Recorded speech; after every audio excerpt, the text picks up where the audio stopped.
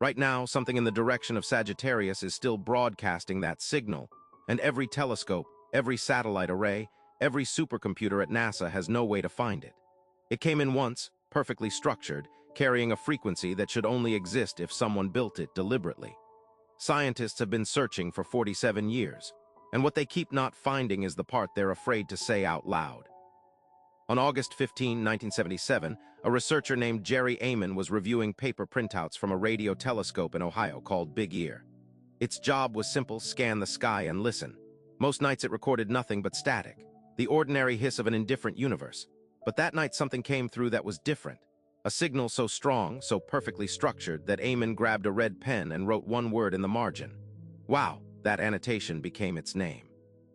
The signal lasted exactly 72 seconds, the maximum window Big Ear's rotation allowed. It originated from the direction of Sagittarius. It arrived at 1420 megahertz, the hydrogen line. The single-frequency scientists had agreed decades earlier that any intelligent civilization would use to announce itself, and then it stopped. Here is what makes the WOW signal unlike every other anomaly in radio astronomy. It wasn't just loud, it wasn't just brief. It was technically flawless. The signal rose and fell in intensity exactly the way a distant, fixed source would behave as a rotating telescope swept past it. No wobble, no drift, no interference pattern. It came from beyond our solar system. It hit at the one frequency the entire scientific community had pre-selected as the universal calling card of intelligence. Robert Gray, a researcher who spent years hunting this signal specifically, aimed every instrument he could access at that exact patch of sky. Harvard deployed its meta-array. The Arecibo Observatory, the largest radio dish on Earth at the time, locked onto that region and listened for months. The SETI Institute redirected resources to that coordinate. None of them ever heard it again. The obvious explanations were all eliminated. A satellite would have triggered both of Big Ear's receiver horns. The signal hit only one. A terrestrial broadcast bouncing off the atmosphere would have registered the same way in both horns with frequency drift. It showed neither. The Ohio State team's internal review ruled out equipment malfunction. The frequency matched nothing in any known database of human-made transmission. Every conventional source that could be tested was tested. Everyone came back negative.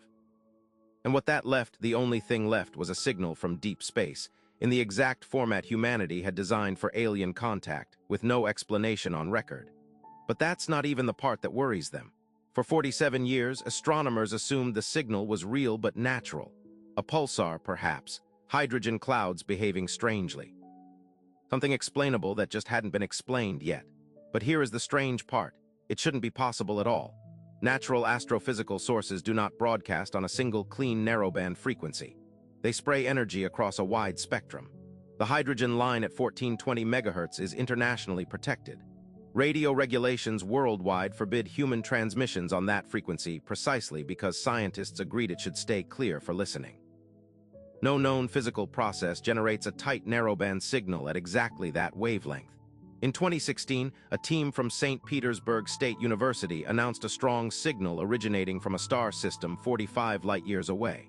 For 72 hours, the scientific world held its breath. Then the researchers quietly walked it back. Interference, they said. The raw data never disappeared. And in 2022, the James Webb Space Telescope began surveying the sky with the most sensitive instruments ever constructed. In its first operational months, it detected no repeat of the WOW signal's signature frequency.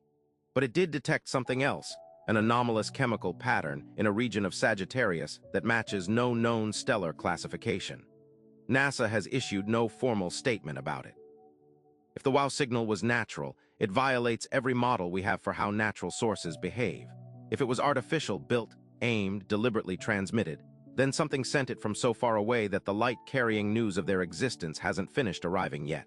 Either answer breaks physics. Either answer breaks the story we've told ourselves about being the only ones here. The signal lasted 72 seconds. It has been 47 years of silence since. And here is the thing nobody will say directly. If something sent that signal once and stopped, there are only 3 explanations. They decided to stop trying to reach us. They no longer exist, or they are still transmitting right now, and every dish we have pointed at that corner of the sky is aimed at exactly the wrong place. The SETI Institute is still listening. New arrays are active. Funding is still flowing.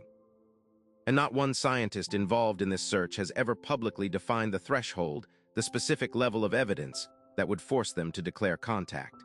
They have never drawn that line, which means either they don't know what they're looking for anymore, or they already have a quiet sense of what finding it would actually mean. So here is what I want you to sit with tonight.